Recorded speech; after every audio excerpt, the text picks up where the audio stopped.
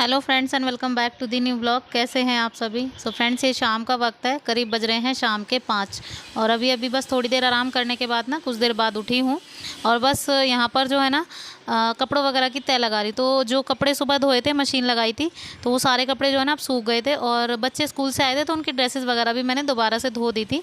तो मतलब एक तरह से 2 बार मशीन लगी है आज। तो बस सारे कपड़े जो है ना अब एक साथ तय कर रही हूँ।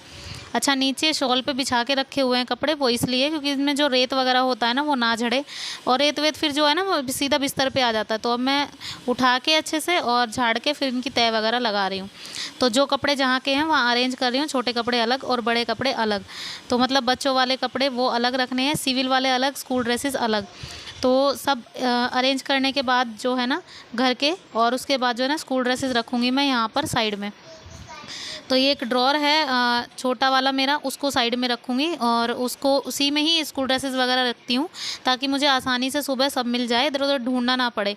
तो इधर बच्चे सोए हुए हैं जी। उर्वी की तबीयत आज हो गई ख़राब, तो मतलब उसके सर में बहुत दर्द था और पेट में दर्द बता रही थी, तो ट्यूशन नहीं गई। एक्चुअली मैं गई थी लेकिन वापस आ गई और अभी जो है ना दर्द उसके आराम नहीं था, तो मैंने उसको दवाई दे के सुला दिया है और धैर्य सोया हुआ है और काव्या गई है ट्यूशन। तो दोनों बच्चे सोए थे और मैंने उनको इसलिए नहीं जगाया था अभी, वैसे तो ये टाइम नहीं है सोने का, और लेकिन तबीयत ख़राब की वजह से मैंने उनको उठाया नहीं। खैर चलिए, ये तो हुई बात। और अभी जो है ना बस ये जो स्कूल ड्रेसेस वगैरह ना उनको मैंने यहाँ पर ड्रॉर में रख दिया है और एक एक चीज़ जैसे भी जुराब, सॉक्स वगैरह, उनके जो निक्कर हैं वो सब भी इसी में रख दिए, तो इसमें मुझे आसानी से मिल जाते हैं। तो मतलब वो सुबह अगर मैं किसी काम में भी लगी हूँ ना तो मैं उन्हें सिर्फ बता दूँ कि इस ड्रॉर में रखा हुआ है जो चीज़ तुम्हें चाहिए, तो वो ईज़िली ले लेते हैं। और अभी प्रेस करने की ज़रूरत थी नहीं, वो इसलिए क्योंकि कल छुट्टी है उर्वी की भी, तो इसी वजह से प्रेस वगैरह तो मैं नहीं करूँगी आज, कल ही करके रख दूँगी। तो फ़िलहाल के लिए मैंने ड्रेसेस ऐसे ही रख दी हैं। तो जी शाम की झाड़ू का वक्त हो गया है, तो शाम की झाड़ू लगा देती हूँ, उसके बाद जाऊँगी थोड़ी देर के लिए बाहर। तो मतलब पूरा दिन घर में हो जाता है और उसके बाद थोड़ा सा अच्छा लगता है, बाहर का मौसम है ना थोड़ा सा बढ़िया हो रहा है, तो इस बहाने जो है ना थोड़ा सा घूमना भी हो जाता है और थोड़ा सा बैठना भी हो जाता है। तो जी अब करूँगी अपना डेली वाला मेकअप। कपड़े चेंज कर लिए हैं मैंने, तो बाहर जाना है तो उन ड्रेस में तो नहीं जाऊँगी। तो यहाँ पर जो है ना अपना डेली वाला जो मेकअप है, हल्की सी लिपस्टिक, बिंदी और सिंदूर, ये तीनों चीज़ें लगाकर मैं निकल जाऊँगी। और बच्चे जो है ना उठ गए थे अभी तक, तो धैर्य उठ गया था, उर्वी अभी तक सोई हुई थी, तो धैर्य को लेकर जाऊँगी थोड़ी देर के लिए, वो खेलेगा, फिर उसके बाद जो है ना आ जाऊँगी और खाने के टाइम तक। तो अभी करीब मुझे 5:30 बज गए ये सब काम करते करते ना। मैं 5 बजे लगी थी, उसके बाद मुझे 5:30 इसी में बज गए थे। 5:30 पौने 6 तक मैं निकल पाई हूँ। तो मतलब शाम के जब काम शुरू होते हैं ना तो वो ऐसे ही होते हैं, एक के बाद एक काम याद आता ही रहता है। तो जी यहाँ पर मेरा मेकअप रेडी हो गया है और अभी बस मुझे सिंदूर लगाना बाकी है। वैसे तो लगा हुआ था ऑलरेडी, लेकिन थोड़ा सा और लगाना था मुझे क्योंकि वो दिख नहीं रहा था। तो बस यहाँ पर लिपस्टिक लगा ली है और सिंदूर लगा लिया है, तो बस रह गई है बिंदी। तो छोटी सी एक बिंदी लगा लेते हैं। तो जी अभी मैं रेडी हूँ, तो चलिए चलते हैं। तो जी अब मैं बाहर जाने के लिए बिल्कुल रेडी हूँ और सबसे जो ज़रूरी काम है अपना दुपट्टा लेना, क्योंकि हमें करना पड़ता है बाहर जाके घूंघट, तो इसी वजह से, और दुपट्टा लेना सबसे मेन काम होता है हमारा। तो चलिए मैं चलती हूँ और मिलती हूँ आपसे थोड़ी देर में।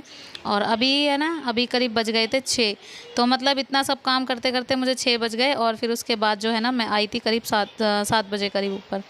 तो चलिए फ्रेंड्स, बाय बाय। तो जी बस यहाँ पर है ना अभी 7 बज गए थे, मैं आ गई थी वापस और उसके बाद सबसे पहले कर रही हूँ दिया बाती। और दिया बाती करने के बाद जो है ना करूँगी खाना स्टार्ट। तो बस यहाँ पर जो है ना धूपबत्ती को मैंने पूरे घर में घुमा दिया है, इससे पॉजिटिविटी रहती है घर में और अच्छा रहता है घर में, पूरे घर में ना अच्छी अच्छी खुशबू हो जाती है।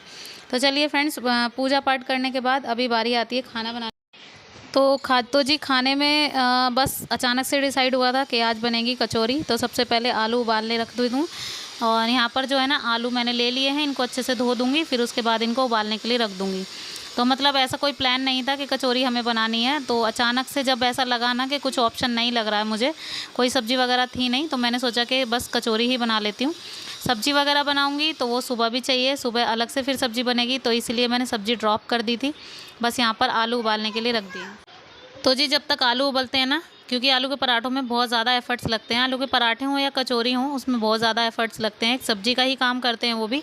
तो बस यहाँ पर धनिया साफ़ कर दे रही हूँ पहले, और धनिया है ना थोड़ा थोड़ा गीला गीला सा था, तो मतलब मैंने किया क्या, प्लेट में रख के उसको पंखे के नीचे रख दिया थोड़ी देर के लिए। तो मतलब जब तक आलू उबलेंगे ना तो तब तक इनका पानी वगैरह आराम से बिल्कुल सूख जाएगा, अदरवाइज़ इस पिट्ठी में ना पानी पानी हो जाएगा। तो इसलिए ना मैंने इनको सुखा दिया। तो यहाँ पर इसको अच्छे से फैला के मैंने रख दिया है पंखे के नीचे। तो मैंने धनिया सुखाने के लिए रख दिया। उसके बाद जो है ना अभी आटा लगा रही हूँ। तो आटा लगाने का मतलब ये है कि आलू के पराठे हों, कचौरी हो, इनका आटा पहले ही लगाना पड़ता है ताकि वो अपने टाइम से सेटअप हो जाता है। तो बस यहाँ पर मैंने आटे में नमक लगा दिया है, और नमक उतना डाला है क्योंकि मुझे पिट्ठी में भी नमक डालना है आलू के मसाले में, तो बैलेंस बन जाए दोनों चीज़ों का, इस हिसाब से मैंने इसमें जो है ना नमक डाल दिया। यूजुअली तो मैं रोटी में नमक ठीक ठाक डालती हूँ, लेकिन आज इसमें थोड़ा कम भी डाला है क्योंकि फिर पिट्ठी में भी उतना ही नमक लगेगा। तो यहाँ पर आटा वगैरह मेरा लग गया है, और अभी जो है ना मैं फटाफट से चेक कर लेती हूँ आलू। तो जी आलू चेक करने से पहले ना मुझे पूरी सिंक जो है ना खाली चाहिए। तो जितने भी बर्तन थे इसमें, तो दोपहर में जो कॉफ़ी वगैरह भी बनाई थी ना, वो भी अभी तक बर्तन पड़े हुए थे, वो मैंने साफ़ नहीं किए थे, और मतलब झाड़ू वगैरह लगा के ही नीचे चली गई थी मैं। और अभी सारे बर्तन मैं एक साथ साफ़ करने वाली हूँ। और परात का जो आटा था ना उसको मैंने ट्रांसफ़र कर दिया है एक बाउल में, और परात को भी साथ के साथ साफ़ करके रख दिया। अच्छा, जब पराठे या कचौरी वगैरह हम बनाते हैं ना, तो इसका एक फ़ायदा होता है कि हमें ना तो पलोथन वगैरह रखना पड़ता है आटे का, और सीधा जो है ना बाउल में आटा हो तो उसी से काम बन जाता है। तो मतलब जैसे आलू का मसाला हुआ, उसको भी मैंने एक बाउल में मतलब रख दिया है। मतलब बनाने के बाद उसको भी रख दूंगी। तो 2 टिफ़िन ही सनेंगे उसके अलावा, या चकला या बेलन, इसके अलावा कोई एक्स्ट्रा बर्तन नहीं सनेंगे। तो जी बस यहाँ पर सारे बर्तन साफ़ हो गए हैं। अभी फ़िलहाल के लिए मेरा सिंक बिल्कुल क्लीन हो गया है। तो अभी मैं आलू निकाल दूँगी। तो जी यहाँ पर आलू उबल गए थे, और बहुत ही अच्छे से उबले थे, बिल्कुल एकदम मतलब जैसे पता लगता है ना फट जाते हैं आलू के जो छिलके होते हैं ना, वो फट जाते हैं। तो तभी से हाँ आलू जो है ना उबल गए हैं। तो यहाँ पर जो है ना, तो जी आलू तो छिल गए हैं, उनको ठंडा होने के लिए साइड में रख दिया है। इधर जो है ना 4-5 कलियां लहसन की ली हैं, और इन लहसन को है ना मैं अच्छे से छील के कट कर लूँगी, मतलब थोड़े थोड़े से पीसीज में कट कर दूँगी ऐसे। और फिर इनको अच्छे से कूटना है मुझे, जो अदरक कूटने वाला होता है ना उसके अंदर कूटूँगी, ताकि इसका एक फ़ाइन सा पेस्ट बन जाए। बिल्कुल अच्छे से पेस्ट बनाना है। और ये जो लहसन का पेस्ट होता है ना, इसी आता है सारा कचौरी परांठे में, कुछ भी हो ना उसमें बहुत टेस्ट आता है। तो बगैर लहसुन के तो मुझे तो बिल्कुल भी अच्छे नहीं लगते हैं। तो जी बस यहाँ पर मैंने ज़्यादा नहीं लिए हैं, 5-6 कलियाँ, क्योंकि मोटे मोटे लहसुन है ना, अगर पतले होते हैं लहसुन तो थोड़े ज़्यादा ले लेते हैं, अदरवाइज़ मोटे लहसुन है तो मैंने सिर्फ 5 और 6 ही कलियाँ लिए, इससे ज़्यादा नहीं होंगी ये। तो जी बस यहाँ पर ये तो मैंने अच्छे से पीस लिया है इसको कट करके। और अभी जो है ना आलू, यहाँ पे इनमें साइड में धनिया भी कट कर लिया है। उसके बाद इनको एक कटोरी की हेल्प से ना अच्छे से फोड़ दिया है, क्योंकि अभी अंदर के आलू जो है ना गर्म है। तो जी बस यहाँ पर सारे आलू मैंने अच्छे से फोड़ दिए हैं। इनमें अच्छे से ये जो लहसुन का भी मिक्सअप कर लिया। उसके बाद इसमें जाएंगे सूखे मसाले। तो सूखे मसाले में नमक, मिर्च और सूखा धनिया जाएगा, और थोड़ा सा जाएगा गरम मसाला। तो ज़्यादा गरम मसाला नहीं ऐड करना है, क्योंकि एक तो पराठे हैं, वो सॉरी कचौरी हैं, ऊपर से गर्मी भी है, तो ज़्यादा दिक्कत ना दे, तो इसलिए हिसाब से ही हमें गरम मसाला जो है ना ऐड करना है इसमें। तो जी यहाँ पर एक पिट्ठी, जिसे हम पिट्ठी बोलते हैं, आप लोग आलू शायद मसाला, जो चोखा, मतलब बहुत सारे नाम है इसके, तो वो बिल्कुल रेडी हो गई है। और मैंने जो है ना इसको टेस्ट कर लिया था, मतलब इसके नमक मिर्ची सब कैसे है ना वो टेस्ट कर लिया था।